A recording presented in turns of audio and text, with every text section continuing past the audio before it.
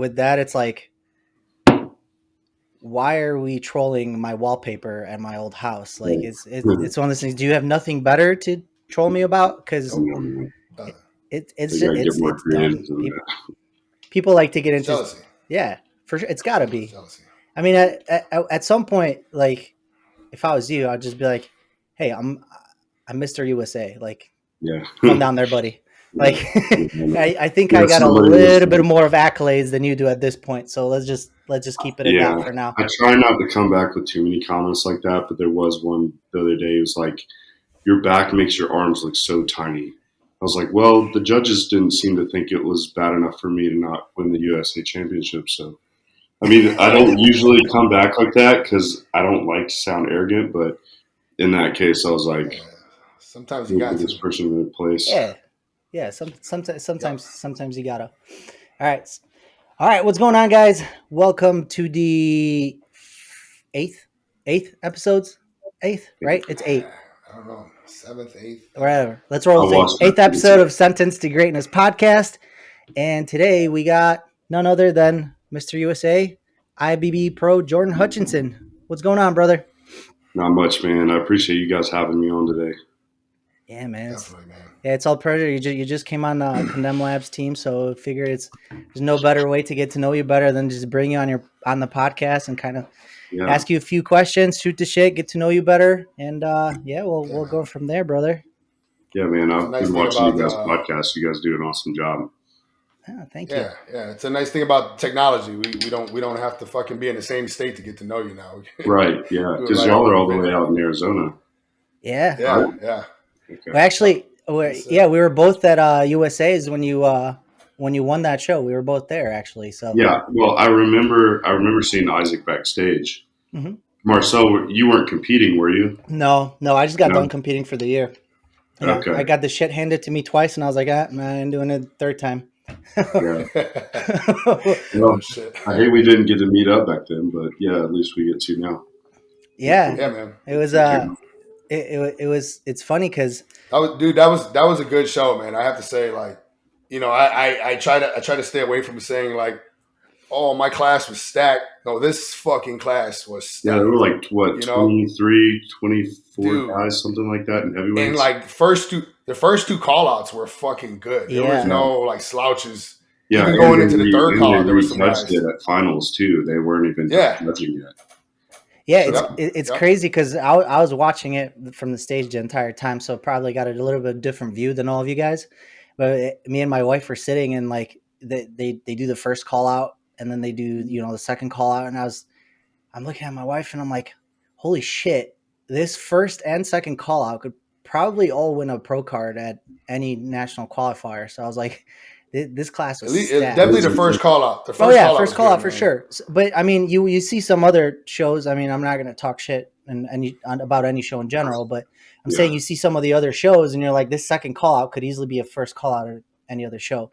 So that was, in my opinion, as a spectator, I was there. I saw it all. Like, that was the most stacked bodybuilding national show this year by a mile. Well, I was glad for that because that's why I wanted to go to USA's, just because I didn't want to win a pro card somewhere where I didn't feel it was deserved. I wanted to make sure for sure, like I wanted a prestigious show. So, well, it's crazy because you got Mr. USA, and then we also second place end up taking fucking Mr. North American. Yeah, a few weeks later. Eric was real close. I mean, neck and neck. The judging was real close at the USA's.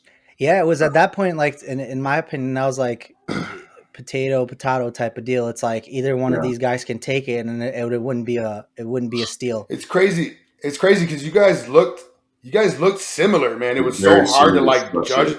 So similar, especially from the back. I was like, I can't even tell sometimes who the fuck was who. It was so crazy, Yeah, I think the only place I really, because he was a little wider than me, maybe in the back, but I had him in like the glutes and hamstrings from the back was where that's where was what really made a difference. But yeah, we were so similar structurally. So, I'm watching the judges and the whole time they're just going back and forth. And at one point, I saw Steve Weinberger. He just goes like this and looks at the guy to his right, and he's just kind of like, I don't even know.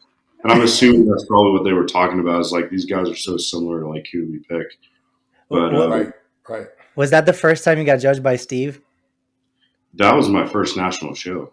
So I remember the first time I got judged by Steve. Like it was such a, like a intimidating thing. You look down at him and just kind of like he's got that vision that just like looks right through you. And you're I don't know if that was good. I don't know if that was bad. I don't know if he looked at me or through me or overlooked me. Like I remember the first time.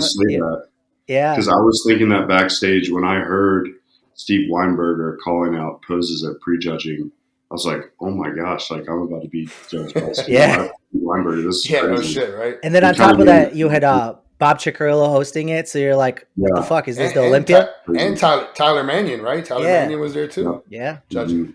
Yeah. Really the whole fucking, that was tough. Yeah. So I remember I was telling Marcel, I'm on stage, right? And fucking, we came back out for the night show and Phil Viz didn't come. He just fucking left.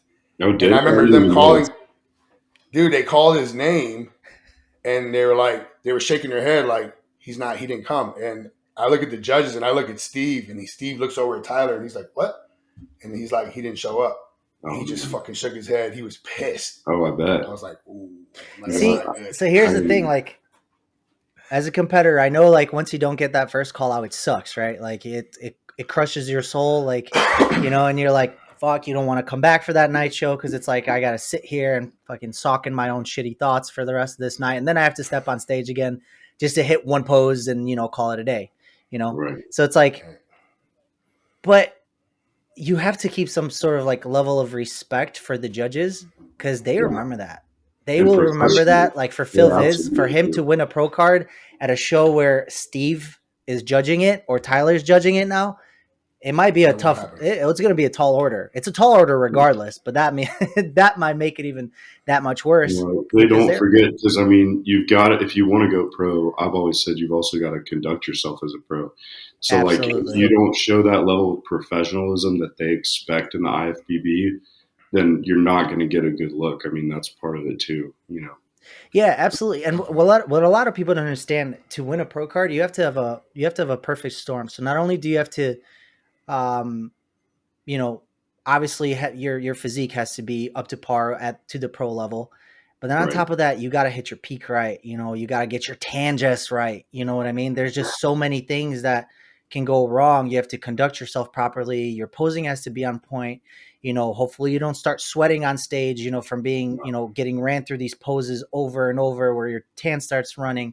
You might even look better than the other guy, but if those things don't align, it's not going to be your night. It's like you have to have that perfect storm. So it's so hard to do. So you got to make sure you tick off all your boxes as best as you can. And being professional and having good sportsmanship is like the easiest one to check off. You know what I mean? So why would you lose at that? Showing up. Just show up. It's easy. Yeah, just show up, exactly. Just show up, take your placings as they are, because guess what? Even if you talk shit, afterwards, let's say a judge runs into that, it's like, I get it that you're upset, but the judge will look at you like, okay, this guy can't take any criticism. He can't take his placings as they are, because a lot of the time bodybuilding is subjective, right? Like you're going to, depending on who judges the show, you might place better or you might place worse. But at the end of the day, that is at the discretion of the judges, whoever is judging the show. So take your placings as they are, take the feedback as it is. And if you don't want the feedback, don't ask for it and just move on with your day. Move on, get better. It's also a matter of like, what expectations are you going into it with? So like, had I just gotten top 5 or even second call-outs, I probably would have been just fine, because granted, it was my first national show, so I wasn't expecting to win the thing. But I did expect to do well, but at the same time, I went in with 0 expectations. I was just like, you know what, I'm lucky to be here. I'm happy to be here.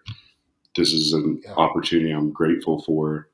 So too many people just give themselves these expectations, and when they're unmet, they get really pissed off. And it's just not, you can't do that. Like these people that, well, I think a lot of people do it. I did it my first couple of shows, and people go in, they're like, oh, my first show, I want to win an overall. and maybe you show up to a local show and you do it, but chances are you're not going to win an overall your first show. Right. So, I mean, that was one thing that me and my coach, Chris Tuttle, he was like, dude, we're just going in with zero expectations. Take the stress off. You're going to look better if you're not stressed about it. Just go out there, do your job, and don't stress. And honestly, that was a game changer for me. But it really helps to not have those expectations, because you also don't have the disappointment at the end. So at any point in that prep, right? So you did a qualifier before that, or were you already qualified? Yeah, which is a funny story that I would love to share with the podcast. Yeah. So I almost 6 weeks out from USA's, I was this close to pulling out. So I went to a local show, and I won't talk too much crap because, you know, even though I'm out of the NPC, I don't want people to misjudge me. But there was a very poor judgment call at my qualifier show. It was just a warm-up show. I knew I wasn't 100% conditioned. I was like 8 pounds above my weight at USA's. So I was really full, not dried out yet, just like 90 to 95% conditioning. And, but structurally and everything else was best in the show by a lot. But this guy, he's like in his mid to late 40s, ended up beating me. And everybody at the show was like, what just happened? Like even the photographers that were already after prejudging say, hey, make sure you stick around because we're going to need you on the cover of the magazine, all this stuff. And then, you know, they didn't call my name for the overall. I'm like, what just happened? This light heavy just beat me, and I was a super heavy there. And it was weird, man. And I found out there was some weird judging things going on where they were kind of like, oh, this guy's going to USA's, going to national show anyway. Let's just give it to the other guy. I actually know that happened. But in the time that did happen, right after the show, I was talking with my wife. I was like, if this guy beat me, I have no business going to USA's at all. Like, I'm going to get my ass kicked. So ain't that something? Yeah, that being said, it's like, I've told a lot of people, just don't give up on stuff, man, because you never know like what variables are at play, and you just gotta kind of believe in yourself and trust the process. I know it's overused saying that, but it's true, man. Like I almost quit, and then 6 weeks later, I won the whole thing, and I didn't think I had any business going. It's funny that you say that because at one of the local shows I did, I got beat by a guy, and then 4 weeks later, you know, it was kind of the same thing. Like, you know, according to Mike, our coach, he was there. He was like, yeah, there's no way this should have happened. And then I ended up going to Junior USA's that year, and I actually ended up blowing that guy out of the water like 3 weeks later when it was like there was no BS involved in, you know, local show type of bull crap. So that was the first time where it like opened my eyes to like, okay, so I guess there is some weird stuff that goes on sometimes. And there's a lot of politics. Yeah. And especially in certain states. So after that show, my coach, Chris, he was like, dude, none of my clients are competing in the Southeast ever again. He's like, he said North Carolina, Georgia, South Carolina, and like Florida. He said he's had this problem over and over, just political stuff happening. Yeah. But, and that happened to me another time, which is like, I was totally fine. I didn't see it at the moment. Actually, Isaac was at that show. It was like, I ended up doing it was one of my warm-up shows, and I ended up doing bodybuilding as well as classic physique just for the shits and giggles of it, you know? And in the bodybuilding, like, so I ended up winning the light heavies, which, I mean, there's nothing to be proud of. It was very low quality all the way throughout, you know, it was one of those shows. Yeah, so it's not like anything to be proud of. And I was not in shape whatsoever yet. I was like 6 weeks out from my actual show. And then I got beat by like in the overall by like, this guy was like what, 55, and he was just, you know, it was like fucking terrible. Oh, and it was just like, you know, and then Isaac would remember telling me, he's like, what the fuck happened there? Like, I was like, I was losing my mind. I was fucking pissed. Yeah. So I guess it's like one of those guys who just shows up to every single one of those shows by that promoter. He's like there all the freaking time. And yeah, that was this guy that beat me. He's been at it since like 2005 or something. And he's buddies with the commissioner and apparently works out with the commissioner of the there you go, of the Carolina APC, which whatever, like it's fine. I didn't care. After that, it was like 30 minutes after the show. For a solid 30 minutes, I was just in my head. And then I looked at comparison pictures. Yeah. And I was like, oh, I should have definitely beat him. I'm fine. Yeah. And so I just moved on mentally and was like, whatever, this got me my qualification. I'm good. And just moved on to bigger things. So you're going through the prep, right? You're going for the prep through USA's.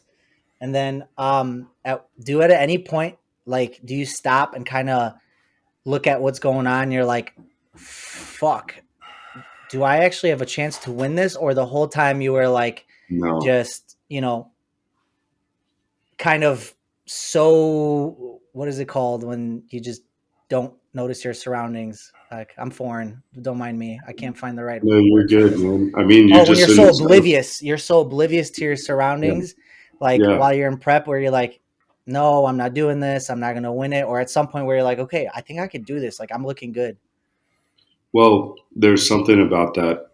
My coach the whole time would not tell me how he thought I was going to do. He would just be like, I don't know. Let's just no expectations. Let's see how it plays out. So I kept saying, you know what? If I were to get first call outs, I'll be over the moon. Like it'll be awesome if I could just get first call outs.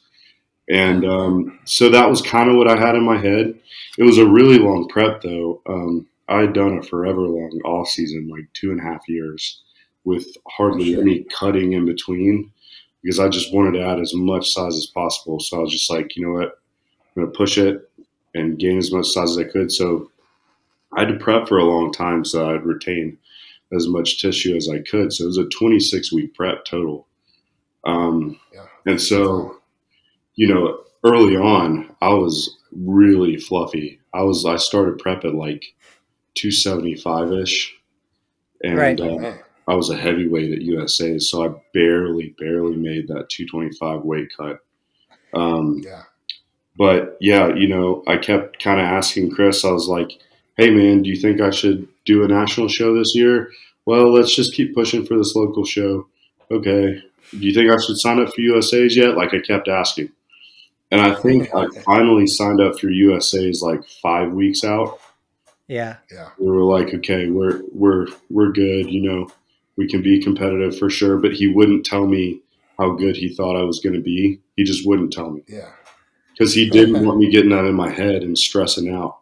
So when they called my number in the first call outs, I was like trying to keep my nerves down because when you're on stage, your heart rate gets up and then your posing's off. You start sweating. Like you've got to keep your emotions low.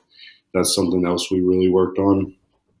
But yeah, when they called me for the first call out, I was already like, oh my gosh, this is crazy. Yeah. I did the same thing. Like the thing that you were talking about where you're like, your heart rate goes up and you start sweating and you get all crazy. Yeah, that happened to me this year too. Like I totally lost my shit at some point. Whereas weird, that was the first time that ever happened to me. Cause usually like, I'm pretty just like collected on stage. Mm-hmm. Like, but that time I was like, he was dead center. Thanks, at man. Junior USA's dead center. I'm sitting the there entire prejudging. I'm like, this fucking guy's gonna win his pro card. I'm like, it's good. And all of a sudden, like, they went through like 2 rounds and he's still dead center. I'm like, it's good. They did a 3rd round and they started fucking sliding him out. And he started, I think he just started fading, bro. Oh, right? And that's it. And I just fucking, all my emotions just fucking let loose. And I was like, I can breathe properly. I was like, start shaking. And I was like, yeah. So shot myself in the foot. I had to walk away from the computer screen. I was fucking pissed. I was getting mad. I'm like, fuck. Throwing shit off. I'm like, I can't watch this shit. Yeah, well, it is such a mental game, though, man. I mean, it's crazy. You can literally 12 to 16 to whatever, 26 weeks, you can kind of throw that all away in a matter of 2 minutes. Yeah. That short amount of stage time, you know? and it was funny because to me it happened like where it was like, okay, they call the first call out, whatever, I'm there, and then it's like all of a sudden, like the second time they were pulling us through, that's where in my head something clicked where I was like, bro, you're still dead center. Like you got through your worst poses, you're still dead center, and that's when my heart started going. Like I felt it in my throat. You know, that's when it just all went south for me. That's funny you say that, man. That's literally something we talked about in preparation. Yeah, this was like, dude, look, you know, there's a chance you're going to be in the middle of that call out when they do that call out. It's like you could be middle of first call outs. He's like, if they move you to the middle, just cool, calm, and collected. You're at war. He's like, you have to have a very level mind frame, level emotions. You can't get hyped up until after the job is done. So, you know, like even after I won my pro card and won the heavyweight class, I started texting him backstage. I'm like freaking out. I'm like, we did it, dude. And all he texted me is like, job's not done yet. That's all he said. And I was like, okay, I know what this means. Is I've got to cool down, keep your shit together, reset, and I've got to go back out there for the overall. Yeah. So it's such a mind game. How do you? Are you like, okay, so are you a social media guy? So like I have to shut down social media when I'm like probably like 2 weeks out, man. So I start getting in my head. I start watching fucking guys. You know, I see you, I see Eric, I see all these guys leading up to the show, you know, and I'm just like, fuck, man, this is gonna be tough. And I don't know, how do you deal with that any certain way, or does that not even bother you one bit? I would say towards the end, I mean, I literally had to stop looking at Bodybuilders Without Borders and whatever else, whatever pages was posting these things. Yeah, I was literally looking at some of these guys, and some of them I misjudged. Some of them I thought, oh my gosh, this guy's going. And he was third call-outs. Or some of them I was like, this guy's going to take the show. Wasn't even up there in the top, 5. So it's hard to judge based on pictures, for one thing. I don't look nearly as good as in pictures as I do in person or on stage. Yeah. So I was getting in my head for a while. Then my wife and my coach both had to kind of talk to me like, hey, why are you so concerned about these other people? Like, you need to either shut Instagram off or you need to learn to just scroll past it and not think about it. And that's so hard to do though. Like, I can't get myself to do that. I can't get myself to, like, I see a competitor, like posted on one of the pages, and I can't get myself to like stop, look at their pictures, swipe through them, click on their profile, look at all the other check-in pictures they have, and then literally like pose by pose be like, okay, I think I could do this. I can't do this. Right? Exactly. And then it's like, that's when I become a total fucking mental case at some point. We all do it, man. And some people have to turn it completely off. I think I handled it better towards the end because I did start kind of seeing that I was ahead on conditioning. Yeah. I saw some of these guys and I was like, okay, I mean, these guys look great, but they may not be as conditioned as me. So I guess that was something that I went in with confidence. I didn't know how I was going to look next to these guys size-wise, just because, again, like, some guys are shorter and they're stacked and they look humongous on Instagram, but then you stand next to them on stage and it's like, you just overpower them. Yeah. Yeah. It's a big difference with the height difference and everything. So, but I mean, it definitely affected me for a bit. There were some guys from, Washington. I have a buddy that was out there with another guy that was in our class, and I was sending him pictures like, hey, you go to this guy's gym, like, what do you think comparing us to? And I would send guys to Chris, hey, do you think this guy has a chance of beating me? And they all had to keep being like, dude, chill out. Right. I do the same thing. I send it to everybody. I'd send to Isaac, I'd send to my coach.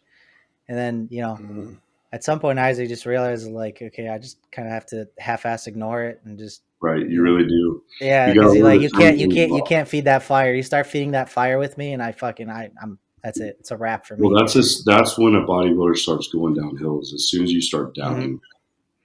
So how do you train for that? Like, How do you train yourself? Like you were talking about, you were training for the fact, like if you get that dead center call out, right? Like how do you train for that to keep calm, cool, and collected? Because Well, I think, I thought I could do it. I really did. I thought I was going to be cool as a fucking cucumber if it ever happens to me, and I was the total opposite. So how do you train for that? well, for me, it was like this prep was a huge learning experience because my other preps, I was very like, I just, my emotions would be all over the place through prep, being hungry, being irritable. And I think this last prep, I kind of learned how to manage it better. So I just learned how to shut my brain off and just keep checking boxes. Just every day, like stuff happens in life, you can't control it. Don't stress about it. Don't let it get to your emotions. So my biggest thing this past prep was just shut the emotions and the stress off. And I think that helped to translate to being on stage and being able to shut that off too. Is just regardless of how you feel, regardless of what your brain is trying to tell your body to do, like just shut it off and just do the job, get the job done, and then you can look back and reevaluate. But in the time being, like you've got to shut the emotions off. So I think that helped me a lot because every other prep I stressed all through prep, and then leading up to even right before the show, stressing, thinking, oh man, who's going to beat me? Can I beat these guys? And I think I was just happy to be there. Honestly, with USA's, it was like, it was my first national show. I've only done, my first NPC show was 2017. Then I did an NPC show in 2018. Then I didn't compete until that show 6 weeks before USA's. So I'd done 3 NPC shows and then 1 USA's. So I didn't have that much prep experience. Like I'd only done really 2 preps prior to that. I did a show in 2015, but it hardly counts. It was another federation, but I just think over time I learned to manage my emotions and my mental state because it's everything. I mean, even when you're training during prep, you can go in the gym and you're like defeated as soon as you walk in. And you're like, gosh, this is going to be so hard. Or you can go in saying, wow, I get to train today. I get to make myself better. And just go in with a mindset of just like check the boxes, no emotions, you know? Yeah, that was definitely my, like, you kind of hit that on the head. That was definitely my problem there. Like, that was like to the T what happened to me. I was not, it was the first year where I like fully checked out from, I was just not having it. I wasn't liking how I was looking. I wasn't liking how I was training. I wasn't liking anything. I was miserable. I was a miserable fuck for a few there. But I kind of snapped out of it towards after the first show where like that happened. I snapped out of it and I finished strong and I was totally 360 from, 360. Totally wrong. We gotta got the clarify point. that. We helped you snap out of it, or we had to get you to fuck straight because you were fucked up. He was fucked, man. Listen, man. This guy is normally very calm and cool for the most part, right? But we obviously we train together. We're training partners, and he just fucking lost his shit, man. I did the whole prep. It was like, it was just a lot of. And I don't know if it was just outside influence from other people or whatever it was, but there was a lot of negativism. It was constant, man. It was just did your food go like super, super low at that point? At that point? At some point, it did. Right? It did at some point, yeah. But it's I've competed a lot, so it's not something I haven't felt before per se. Like it's not the I know the like prep hungry, cranky, tired struggle, but it was something different. I was fucking mentally, like I mentally going into that show, I was telling me like, you're fucking terrible. You look like shit. Like it was literally like the entire time. And it wasn't anything that like anybody did wrong. That was purely me. Cause that translated to a lot of things like in the gym translated when I was doing my posing and doing it was just a lot of negativity there. Effect in prep, man. You let one thing go and it just falls fucking snowballed that shit, and it was not something I was proud of too. Like That was definitely one of like after that show when like I talked to a few people and then I realized it and everybody kind of told me like, yeah, you were a fucking miserable dick. You like that was one of the like lowest lows of the way I felt those next few days. Like I was like, damn, like I fucked up here, like in more than one ways. Like losing on stage was like, all right, whatever. You know what I mean? Like, what are you gonna do about that? You know, I fucked up, whatever. I can get better there. But then hearing people say like, oh, like you were just not a good person per se. Like that was just that's the thing that was like, okay, this can't happen again. I can't let that happen. I can't let those emotions fucking take over me and then just become a prick for no reason. You know what I mean? It's not that I was mean. Like I wasn't mean. I was just miserable. I was just a miserable fuck. Like, you know, one of those people that are just like negative about everything. I feel like that's what I became, you know? Yeah, it was the same for me in 2018. And I think that had something to do with why I took such a long off season, because I had the same thing happen. I went back to work after the show was over. And, you know, after a show, you get food back and you're fine. You feel like you're on top of the world. Everything's good. The pressure's off. You're fine again. Right. And people are like, oh my gosh, you're a different person. Well, that 2018 prep, I had definitely some misguidance. I mean, I was borderline being starved and lost a ton of muscle in that prep, a ton of muscle. And just, I'm one of those people that just does everything I'm told, even to a fault. Like, I'm like, okay, no carbs for 6 weeks and a few high days here and there. Cool, whatever. Or even longer than that. I don't even know. My calories were like at 1,600, doing like 1.5 to 2 hours of cardio a day, all stairs. And I was just depleting my body to an unhealthy extent. So I remember that prep, like after prep, a lot of people were like, man, you were awful to be around. And I hated it. And so I knew the next prep I really needed, that was my main focus, was working on. This is, no one else has chosen to do this but me. They shouldn't have to be around a miserable person just because I'm choosing to be a bodybuilder. I think we've all had to go through that at some point with bodybuilding. It's really cool to learn that about yourself and learn how to control your emotions and your actions when everything around you is uncomfortable. Yeah. But I mean, you know, I can really relate to that thinking back to 2018. So it was a very big difference between that and this last prep. That's crazy, man. You say that, man, because I mean, you're pretty young, right? How old are you? 26.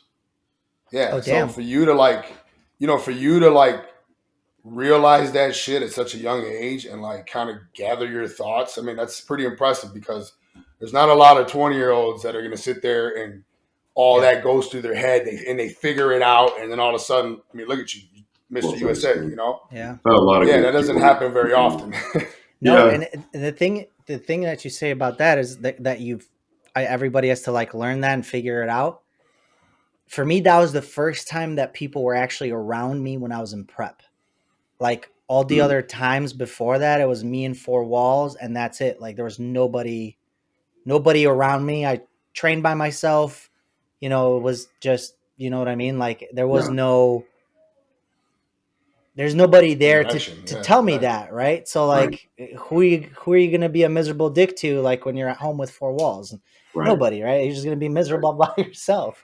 So it's that's how I felt I needed to be back in 2018. I remember I had a roommate at the time, and I would just get home and immediately walk to my room. If I did, I'd like heat up a meal in the microwave, walk to my room, shut the door, and only come back out for food or water or whatever. I just wanted to isolate myself, and it was really bad. It's been a major difference. Now, this prep, it's funny, my wife and I got married in March during my prep. So she had to deal with that. I wasn't wonderful every day, that's for sure. But it wasn't nearly as bad as it was in 2018. But she was still a trooper, getting through those days with me. Yeah, I got married in February, so nice. It's kind of the same. But close. It's Yeah, it's tough. It's tough with like hearing that from somebody from the outside for me, because I'm like, I could take a lot. Like if somebody tells me I suck at as a bodybuilder, I suck as a competitor, I'm like, okay, cool. You know what I mean? It kind of sucks hearing that, but whatever. When somebody says like you suck as a person, that that was like all I needed to hear. That's it. Like because they people can tell me all day like, oh, your fucking arms suck, your back sucks, you're small. Like okay, you know, I it goes through my head, and then I'm like, I go home, I'm like, okay, whatever. Well, that's something I could get better. But when somebody's like, oh, you suck as a person, you're like, oh fuck, this is bad. Like this is bad, and then you're like, start questioning yourself. Like, can I handle this? Can I handle relationships and people and the life? You know, and then you're like, start thinking like, is can I make it through with bodybuilding and not lose everybody else? And you start questioning Have this you whole ever fucking thought it? thing. I mean, I had that same thought go through my head. I keep going back to 2018 because it's the only thing I can compare it to.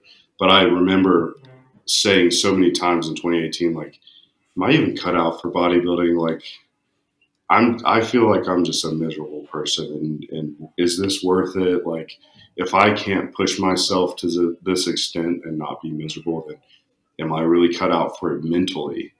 So it's something you kind of got to work on within yourself to figure out how to manage that. Because I think everybody can if they have the mental fortitude to do it. Like if they can push themselves mentally and learn to grow mentally. Yeah.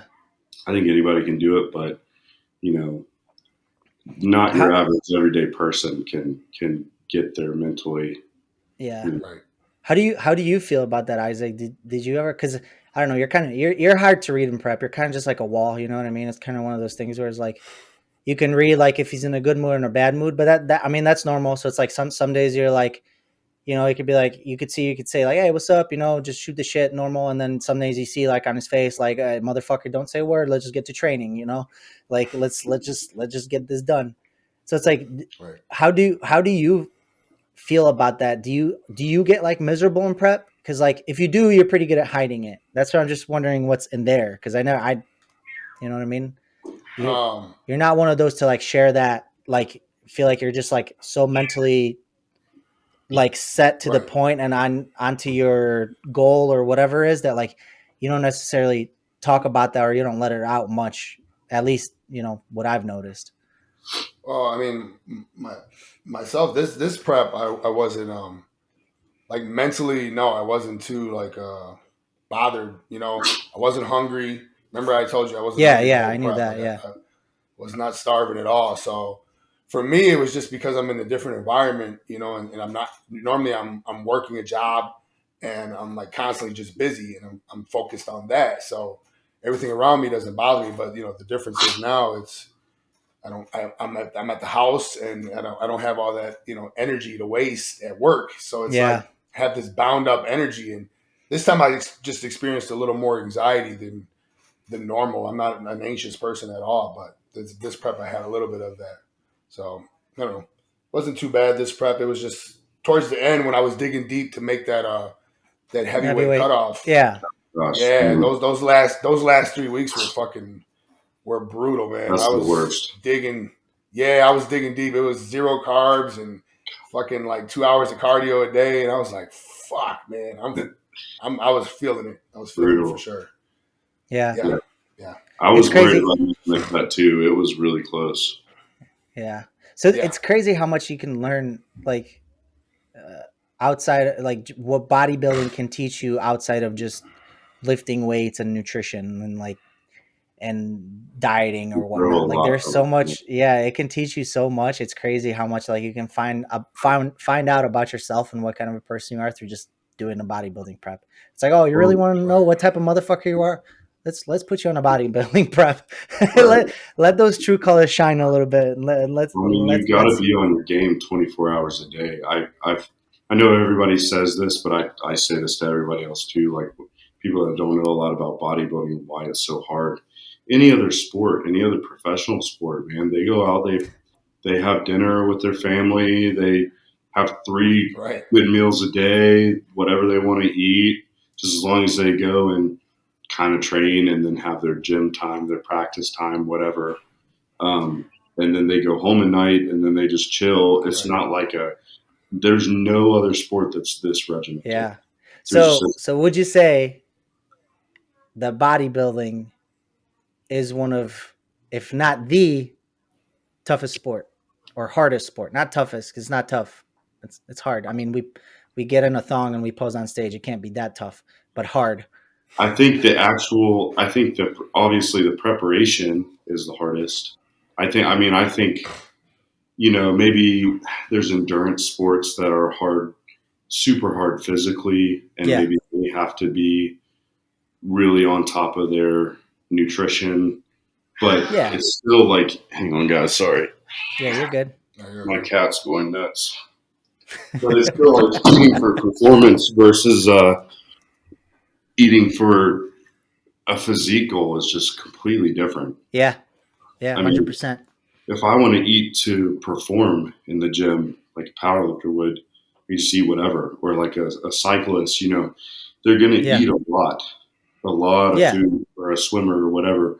So maybe the actual activity itself is more difficult, obviously, than posing on a stage. Yeah, but as far as like mentally and the whole thing, like how much you have to sacrifice and put in non-freaking stop, like there's something to be said about that in bodybuilding, Which is cool. I think it's cool to be one of the few people that's really able to do it well. Like even from the amateur level all the way through the pros, there are plenty of people that maybe they're not like the best genetically, but mentally and as far as their discipline goes, they're some of the best in the world, because people can hardly eat 3 decent, healthy meals a day, much less eat the same thing every day over 6 meals and do all your cardio and your training and be okay with stuffing yourself until you're about to throw up through the off season and then depriving yourself for 4 to 6 months trying to prep for a show. It's hard, man. It's crazy because there's a lot of people that really want something. Like and right now I'm talking about a lot of my lifestyle clients. I actually had this weekend was one of those ones where like a lot of people were checking in, and it was like it was a really frustrating day for me because some people like tell you that they really want something. Like, I really want to get bigger, right? Like I have trouble getting bigger, but I really want to get bigger. And they talk about that to you all the time as their coach. You're like their little shoulder to cry on, and they tell you, oh, I can't get bigger, blah, blah, blah. Or, I can't get in shape, or, and then they send in their check-in and, once again, they're complaining, I feel like I didn't get bigger. But then, in their check-in form, they fill out like, I missed at least 1 meal per day. Like, this is true. Right. I missed at least 1 meal per day this entire week. And it makes you kind of like scratch your head as a coach, and you're like, do these people actually want to get better? Or are they just so oblivious to the fact that like you're just simply not mentally strong enough to have to do what you have to do to get to a specific goal? Right. And then you have to realize like a lot of people are just not wired like a bodybuilder. They're not machines. Right. But then they expect to get results like a machine without, being mentally strong enough for that. Well, so I think also social media has a big role in that because people see, how many guys do you know that are just your average gym goer that want to look like Chris Bumstead? But nobody's going to want to do what he does to get to that level. No. And how many guys do you know that want to be an open bodybuilder and huge, but they're missing a meal every day. So they're missing like 700 calories a day. They're probably not even in a surplus anymore, but they're missing that meal every day. So it's like you're not even moving the goalposts at all at that point. Right. But what I was getting at, like, it's got to be like a mental disconnect somewhere, right? Because you talk about how bad you want something. Like, I want this really bad, Marcel. Like, my biggest thorn in my ass is this. Like, I want to change this so bad. I want to lose this weight so bad, or I want to get bigger so bad. And then they just can't transcribe that into their actions from week to week. It's just, it's really hard for me to sometimes comprehend that because it's, Well, if you want it that bad, how do you not transcribe that into your actions? You know what I mean? Everybody talks, man. I mean, everybody talks a big game.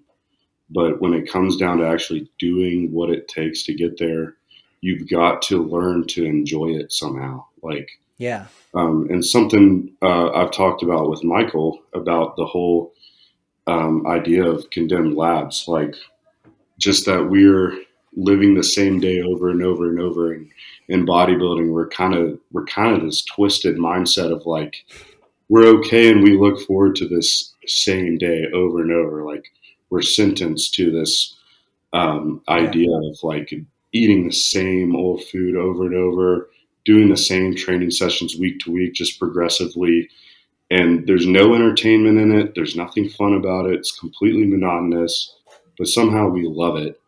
The guys that are good at it love that about it and love to continue to do the same thing over and over. But the people that can't get there mentally, they don't really want the process. They just want the end result. They want that picture on stage with their trophy to post on their Instagram or whatever. Yeah. Right. It's just so there's got to be that kind of like for you to succeed here, not necessarily succeed, but at least be good and strive to your goals. You kind of have to have like a deeper root connection to what you're doing rather than just the superficial stuff. Because if it's just the superficial stuff, like a trophy or a picture for Instagram, like this is too fucking hard for that be the only thing driving you. Right? Like you can't do it just for recognition. Exactly. It's like, so let me ask you this, since we're on this topic, how did you get into bodybuilding? Like, what was your main reason of getting into bodybuilding? Was there a specific event that triggered that? Kind of. So I was a basketball player and I was very competitive from a young age, at least like locally. But then I got to like, 16 years old and I was still 5'9", 5'10", and I hated playing point guard. So I was like, I don't know what I'm going to do. So I tried playing football and I'd never lifted before. I trained for like vertical jump. I could dunk two hands in high school at like 5'8", 5'9". And so I would train that. I would train for speed. I would do like jump rope and agility and stuff, but I hated lifting weights. Absolutely hated it. Guys, I would go to the YMCA and play basketball. My buddies would be like, all right, let's go lift some weights. I'm like, no, I'm staying down here. Like, please don't make me do that. But then I was just always so skinny. And I played football one season and I was pretty good because I was so athletic and I had kind of big legs as it was without training them. And then my buddies from football just kind of got me in the gym. And I hated it at first. And I'm looking at these guys like, how are they benching 135 for 8 reps? That's insane. You know, like just I had nothing. And then my body responded really fast. I was like 160 when I started. Yeah. And then within 8 months, I mean, totally natural, you know, just jumped to like 195 or something like that. And I just knew genetically I had something there. Yeah. So it was just, I loved at that point, I loved the process. I just wanted to go to the gym and train and eat and get big. And then people at the gym were like, dude, you should compete. You've got genetics. And how old are you there? Are you already out of high school there or are you still in high school? Yeah, I graduated. I was 19. It was 2015 was my first show. It was a natty show. Okay. And I did my own prep. I had no idea what I was doing. But yeah, I mean, somebody just told me, look, you've got great genetics. You respond really well. I think you should just try it. Yeah. And so I tried it. And of course I was hooked. And so after that, I took it really seriously, got my first coach, and it kind of went from there. But, you know, that show was a total joke, but it got me a start. Yeah. Were you kind of hooked from that point on? You were like, yeah, I mean, yeah, but at the same time, I was like, gosh, like, I don't look anything like I thought I would. And that's something I tell a lot of guys when they're starting out. A lot of people will ask me, hey, what advice do you have for an aspiring bodybuilder or somebody starting out? I'm like, you're not as big as you think you are. And once you diet down, there's less under than you think. Oh my gosh. Yeah, because I was like, I'm pretty big. I'm filling out these T-shirts, whatever. And then by the time I got on stage, I was like, yeah, I'm really small. Yeah. So, do you coach people or anything like that? I do, yeah. And I'm actually transitioning more to that. I'm still at my day job currently 2 or 3 days a week. And what's that? So I work for it's a company called Cellular Sales, and they're like an authorized retailer of Verizon. So I have a bunch of my own clients and business clients and stuff. So what's nice is I can still work that job without working a shift. I can just kind of go in and work with my business accounts and stuff like that. Yeah. It's a commission job, so 100% commission. So that was interesting in prep.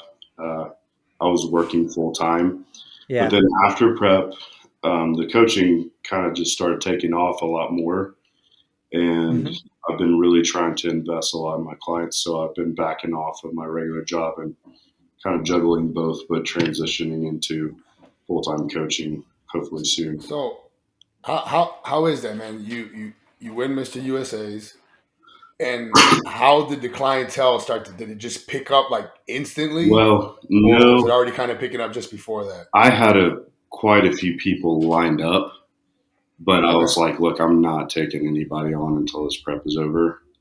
So, I think a lot of people didn't give me credit for a while in my off season because I was fluffy. I was like a fluffy 260 to 280 for like two years, and you just nobody saw what was underneath, but I was just kind of head down doing the work, and I was coaching people, but the general population just does not give a good look to that. If they see a guy that's fluffy but maybe has the muscle, like your average person does not want to look like that at all. It's just it's too big, it's out of control, there's no appeal. So by the time I'm getting to the end of my prep, I'm getting a lot of requests. I'm like, okay, I don't want to take all these people on right now. I want to just keep my team where it's at, and then maybe add a couple here and there after my qualifier show. And that happened. I was like, I still just mentally can't handle it right now. So I waited till after USA's. Then I kind of opened it up, and I had quite a few people waiting. And then I've definitely had a lot of people reach out to me after the fact. Yeah. That's awesome. I think it obviously gave me a lot of recognition. I was really kind of unknown in the sport prior to that. Yeah, 100%. So, so now that you're kind of transitioning into the coaching world, right? Is that something that you're gonna try and make your main source of income, so you can 100% focus on that, or do you have anything else lined up in your back pocket? Like as you became a pro athlete, right? As you became an IFBB pro, is there any other? Because I'm sure a lot of people are actually wonder that. Like, how many doors did that open, or that not open many doors at all? Like, was it just kind of another day now? Or was it something that, did you expect more doors to open and less did, or you didn't expect anything and a lot of did? How did that go? Well, I think it was, as far as social media goes, the week leading up to USA's and then right after, it just kind of blew up. So, I heard. So what were you at like following wise? Sorry to cut you off. What were you at like following wise before all that happened? So probably like a few weeks prior to USA's, maybe like 4,000 followers. Okay. And where are you at now? I'm at like 13.5. Not bad. Not too shabby. So, but it's weird. Instagram's so weird. I'm not a social media. I do not like social media personally. But that's one of those things I'm having to discipline myself to do. Like, I would love it if I could just go to the gym and not even worry about anything else, but just to train hard. Yeah.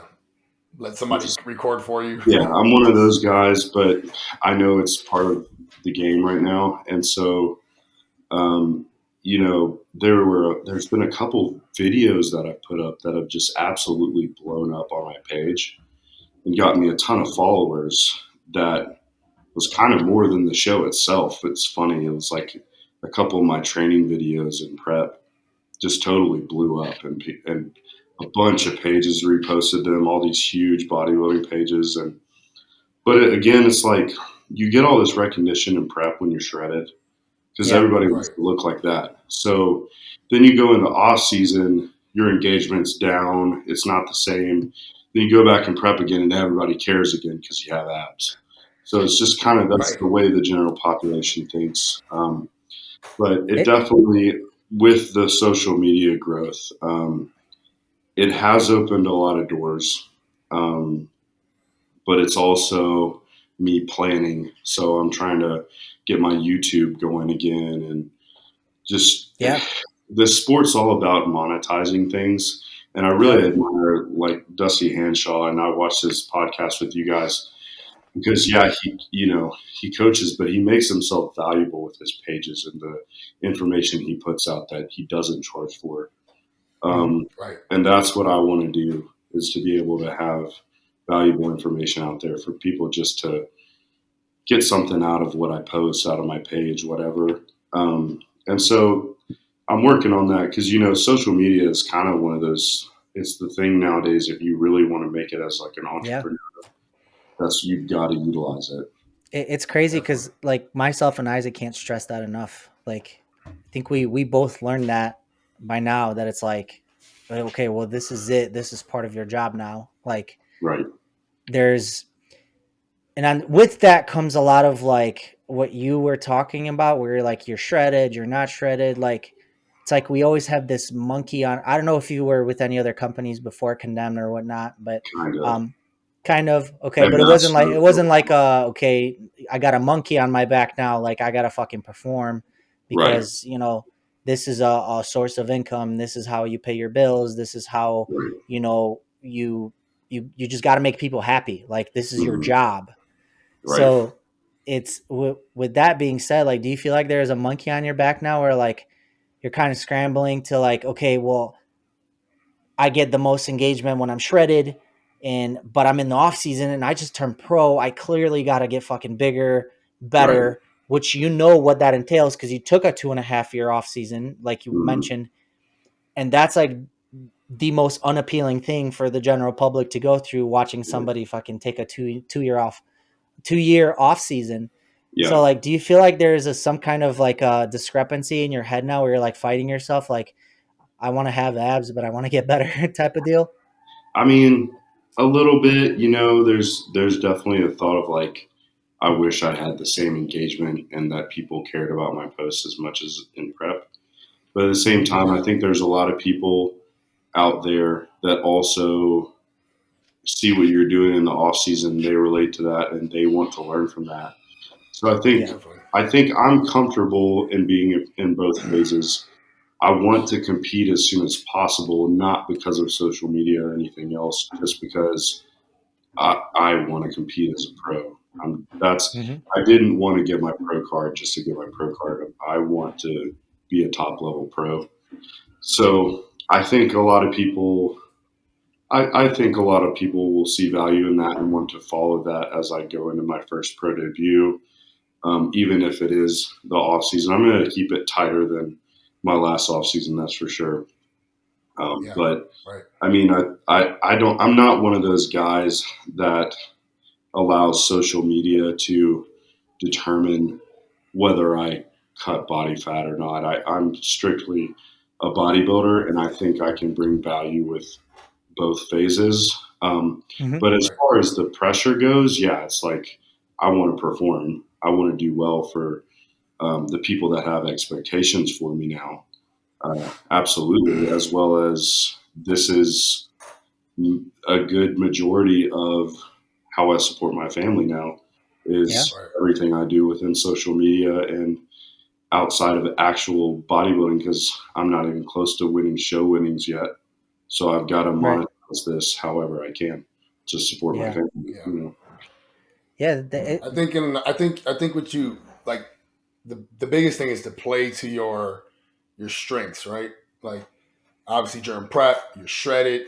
You start showing the pictures of your abs. You're in cutoff shirts. You show your check-in pics, and then like the off season, you transition into the off season. Now it's like, all right, now the shreds and that starts to go away little by little. Yeah. And you got to play to your strengths for the off season. I think that's how you kind of keep that engagement is, and I see you're posting like a lot of your training stuff now, right? Mm-hmm. Pulling up some heavy ass weight. And people like to see that too. People like to see both sides, and I think that's something that I've learned, in the last like year is just to kind of play to your strengths depending on what phase you're in, the season, whether you're in prep or off season or whatever. Yeah, I kind of took that advice from Isaac actually, a little bit ago, because I don't know, I've always had like this thing where like, oh, I gotta stay in shape. I just competed, right. and then I would always be like scared to post my like mid off season fucking progress picture, like that would never happen. Like it would just be a big clusterfuck of anxiety for me, and so on so many levels. Like, and then it's funny because Isaac would always tell me like, "Oh, I don't give a fuck. Like, I could be 275 pounds and I'll post that shit. Like, I want people to see what this actually entails." So anytime actually somebody does that, for me personally, I'm like, I get drawn to that. Like, I'm like, okay, that's valuable because I'm not there like mentally where like I could do that. Like I appreciate somebody that does that. It's like they're showing what this takes. Like this is the truest form of bodybuilding. Like this is what has to happen in order for you to get better.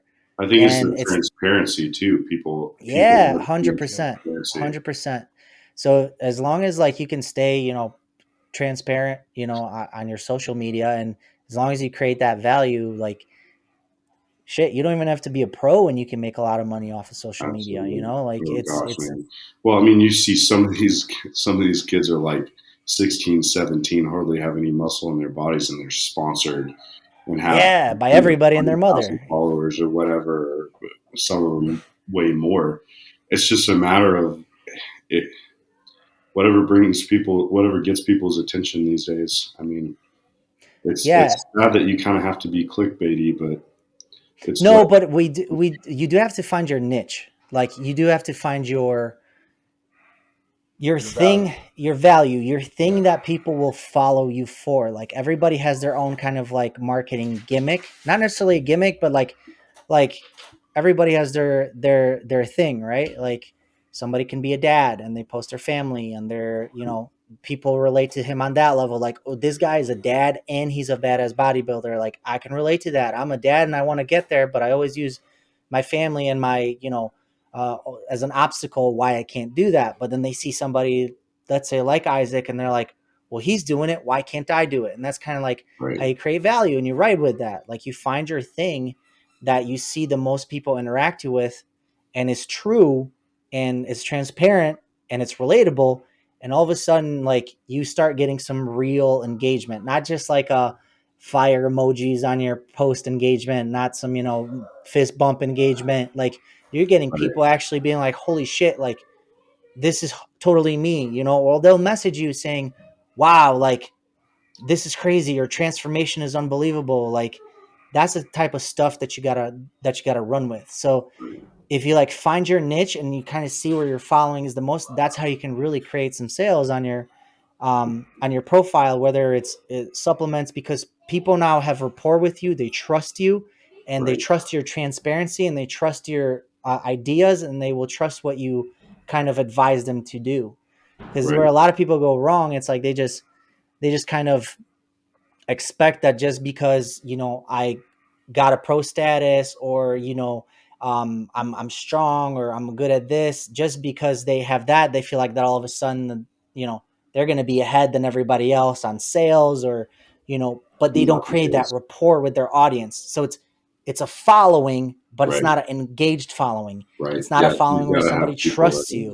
Right. So you got to create the rapport. So if you can figure out a way to do that, like find your niche where like, this is where I can hit like some pain points on people. This is how I can hit some feelings per se on people through what I'm doing. And it's legit. It's not made up. People are going to see that. And it's like, the sky is the limit at that point, Right. So, I think you I'm pay learning attention that more and more.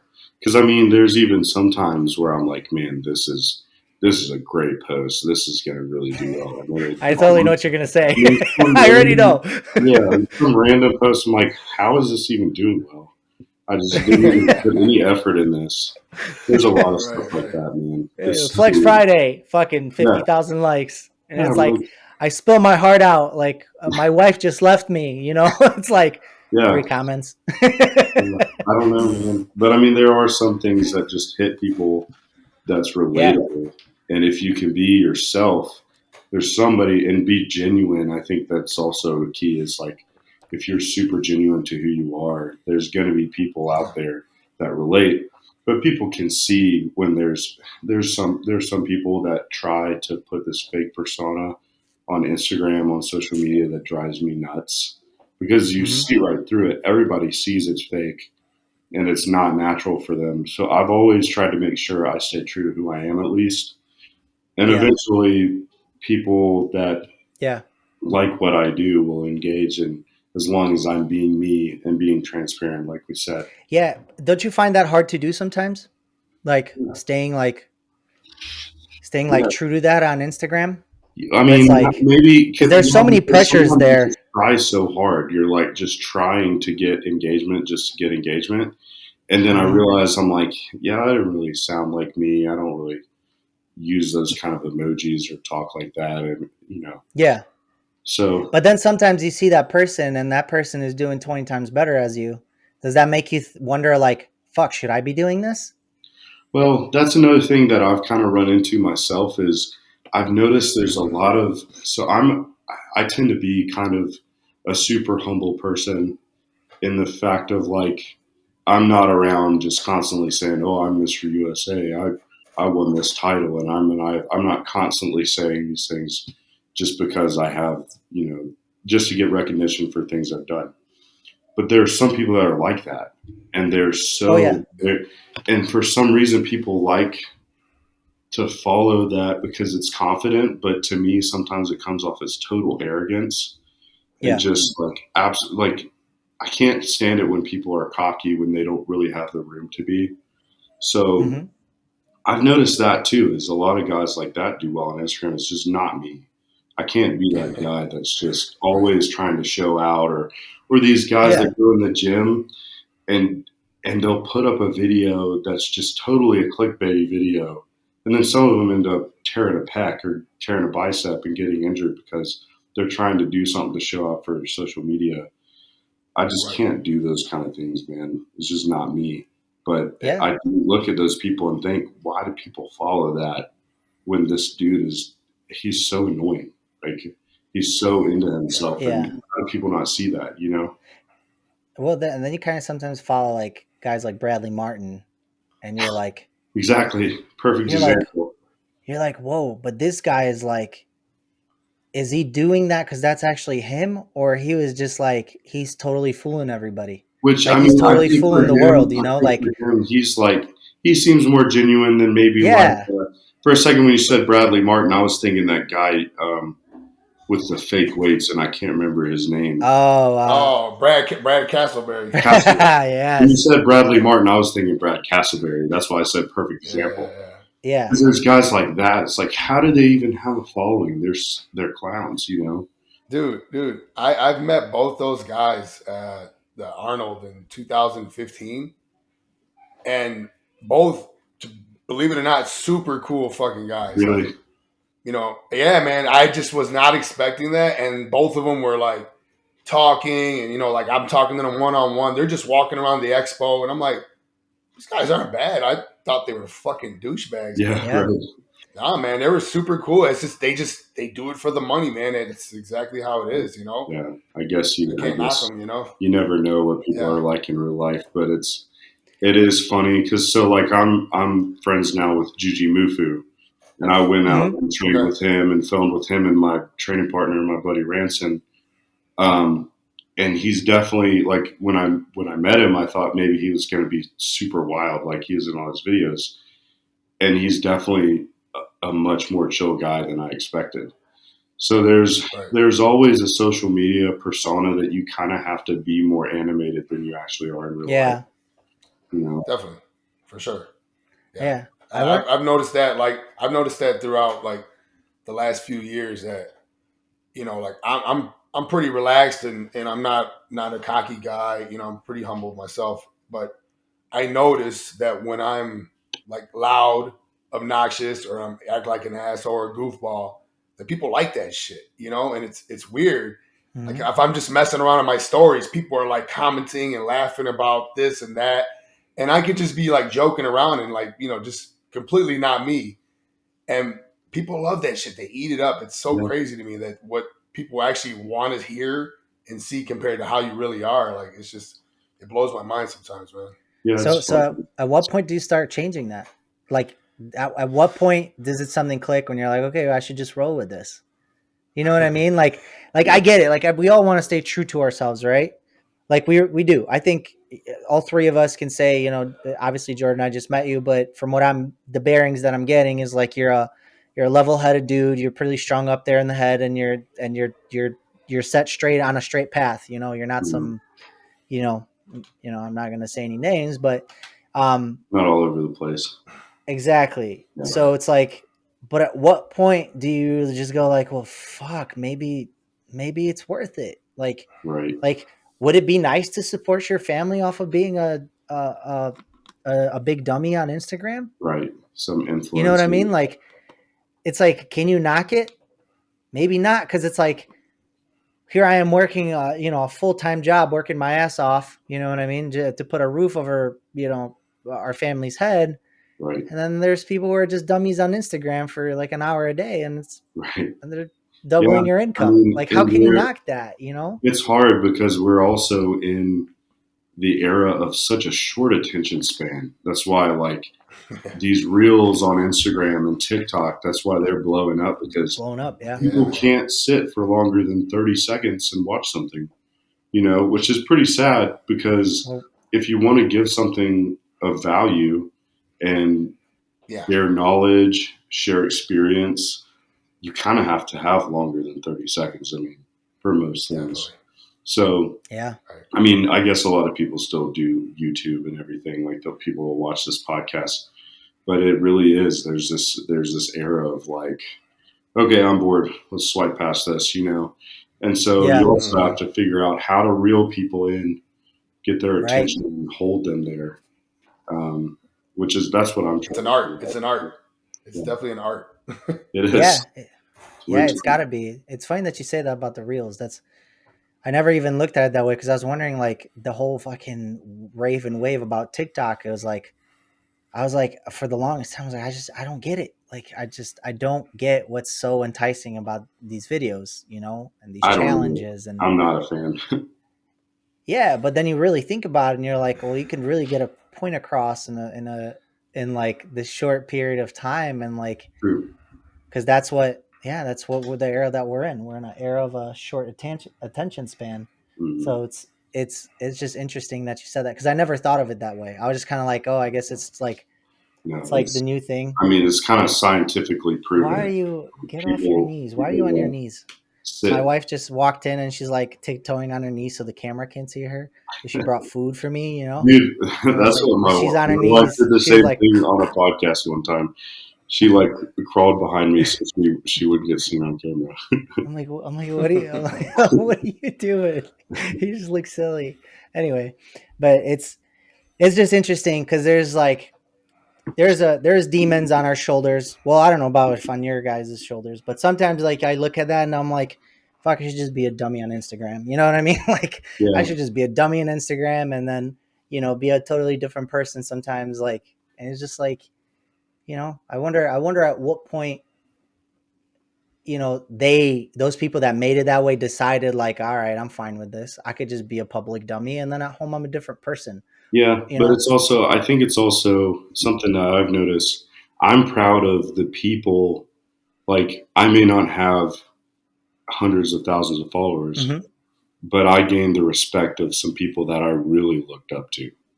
And you know, after winning what I won, and some of the people I've connected with and been able to get to know and talk with and plan with, that to me it goes further because those connections and having people that are respected in this industry and in this sport, I think it goes longer than like the hundreds of thousands of 15-year-olds following you because you're funny.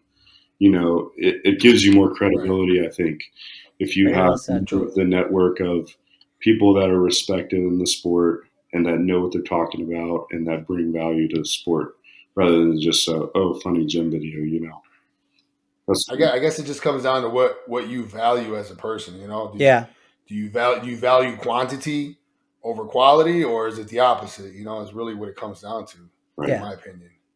Because it's also with representing a supplement company. So I had offers from other companies, and the reason I went with Condemned was the quality, the having a lineup of supplements where I like absolutely everything, because I've always tried different supplements over the years where it's like, maybe I performed well with them, but they tasted terrible, or maybe they tasted great, but it was dosed bad, or proprietary blends, or whatever. And so when I chose to go with Condemned, I wanted something that I would represent well and that I believed in, because I just think some people devalue themselves with who they choose to connect with and what they choose to post. And so I also want to bring value to the company with knowing, sharing the knowledge of supplements. Like, maybe my supplement posts that help a few people understand, this is how this works within the body. Maybe boring, and maybe not everybody will read it because they don't have that attention span. But it brings value to people that want to know, like, legit stuff about what's going to help them in the gym and how this can help me better myself. And I think those things stick better too than just like clickbaity stuff. So how many other offers did you get after USA's? Did you have like supplement companies? Obviously you win a title like that. I'm sure everybody had their kind of eye peeled on you. I mean, I had a couple that I reached out. I reached out to Michael.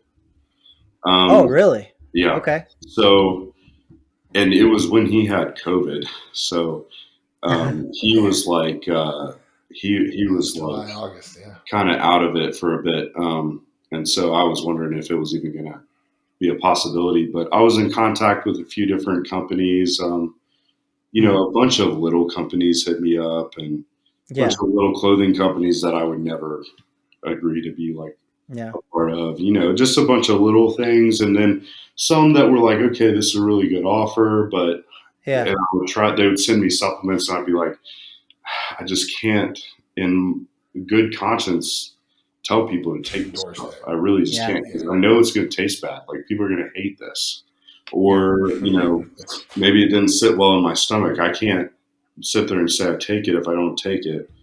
So when I landed with Condemned, I already liked Humislin, and I tried a couple things, just sampled it before. But once I tried everything, I was like, oh my gosh, this is like, and even my wife, when she tried Convict, she was like, okay, it's over. Like, we're blessed in that aspect. That's for sure. It's crazy. So it's a big lesson for people. You win a title and you have companies asking you for, to endorse them. Right. You got to make sure that that's something you want to endorse, because guess what? You have to obviously, push that onto your, not push, but obviously show that onto your following. And if it's not something you're fully endorsed, that's where you lose that rapport with people, because you're like, oh, it tastes amazing, works great. And then they try it and they're like, Jordan, what the fuck is this? Like, why did you tell me what is going on here? Like, that's what I knew. I couldn't do that. Like, especially with my clients. So all my clients love condensed stuff. Everybody that's tried it is like, oh, this is the best pre-workout I've taken, or this is the best Cassinos I've had, or whatever. So we're definitely blessed in that aspect, that we have products that were truly like, this works, it's good. We have no problem selling it to people. We have no problem recommending it to people. People come back to it. Yeah. Yeah, You know? most definitely. It'll But the come back to thing you in I a good knew way. is I knew I wanted to make a good decision because I can't stand it when people supplement sponsor hop. It's like every year they're contracted. They're to a different company, and that next company is the greatest thing ever. The next company. So I think that also devalues an athlete where eventually they're like, okay, you've told me 5 years in a row that the company you're with is the best company. Is it really? Because it sounds like you just, you're just talking. That's one of the things that we actually like when we're scouting now. Like that's one of the things me and Isaac talked about. It's like, this person's been with like 4 companies in the past few years. Like that's Right. probably a red flag. Like we shouldn't recommend that to be on this brand because it's probably for the wrong reasons. It's like, yeah, they've been with 4 companies, and it's like, obviously if you're good at something, right? 2, if you're doing the work, why would you be with 4 other companies that are the same thing? It just doesn't make sense. There's something there that's clearly not clicking for Right. you. You're doing this for the wrong reasons, or you're choosing the wrong companies, or you're just there for a discount code, which what a lot of people look for whatever reason.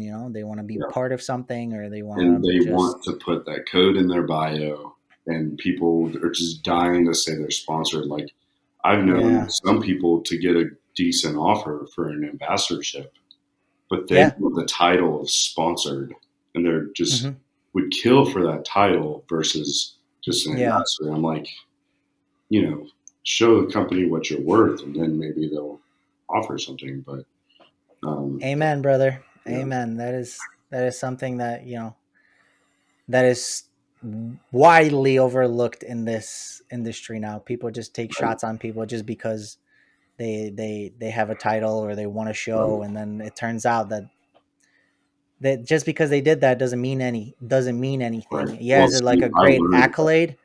Yeah, it's an accolade, but accolades will only take you so far. You know what I mean? You That need that was kind ingenuity of and something I had a conversation with my wife about after USA's. I was like, I kind of figured I'd have more offers.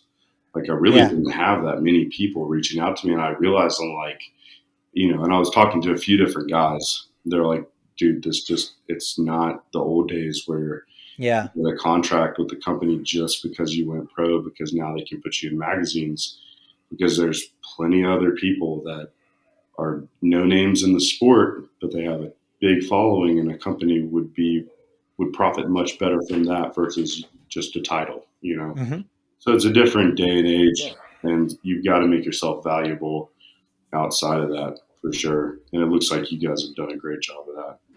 So it's a work in progress. It's always looking for ways to get better, always looking for ways to improve, because obviously if you apply the same mindset mentality that you obviously apply to your bodybuilding of always looking, where can I improve, or what can I do to be a step ahead, or what can I do to get me a step ahead, that's going to go a long way, especially in the supplement industry and the whatever fitness industry. That's going to go a long way. In life in general, man, that's one of the biggest things I've learned is like bodybuilding bleeds out in every other aspect of life. If you can master that, it's going to bleed out into your job, into how hard you work for your clients with coaching, how you do for a company you're sponsored by, whatever. It's like the discipline it takes, if you can apply that to other aspects of life, that's one of the biggest things I've learned is it's huge. If everybody could in bodybuilding could use that same discipline outside of it, it's a game changer, man. We would all be hella successful. Oh yeah. Well, shit, Jordan. We've kept you on for quite some time here. We had some good discussions. Fell off the fucking face of the earth a few times. But no, we appreciate your time. Man. Thanks for coming on, man. Yeah, it was good getting to know you better. And this happens all the time. But once again, like my perception of who you are and what you do is totally different to what you are. You know what I mean? Like it's happened a few times where we talked to somebody. And I'm like, I was not expecting this person to be that way. So this is always a great opportunity to get get to know somebody better and kind of get their aspects of everything that they're around. So we appreciate that. I've enjoyed watching you guys. I've gotten to know you guys a little bit just from watching the podcast. So it's nice to get to chat with you guys. So anytime you want to have me on, I appreciate it. Yeah, man. For sure. And Isaac, you got any more questions, any comments, concerns? Oh man, thanks for coming on, dude. I know it's late, so I appreciate it a lot. 3 hours ahead of you guys over here. Yeah, for sure. You go ahead and drop your Instagram or anything else you want people to follow. Drop your businesses or whatever else. Yeah, so follow me on Instagram. It's IFBB_Jordan Hutchinson. And then my website is Hutchinson-fitness.com. So that has all my coaching information, all my rates. And then, of course, you can DM me or email me about that because I'm definitely really kicking that into gear. This next year, it's going to be probably my main thing that I'm doing. So I appreciate that. Good. Right on, brother. All right. Anything else? Like, comment, subscribe, share. Did I do a good job, Isaac? I think so. Yeah, I think you got them all. I think I got them all. Boxes. All right. Awesome. Yeah. Thank you, gentlemen. You guys have a great night. Peace. Thank you, guys. You as well. Take it easy, man. Yep.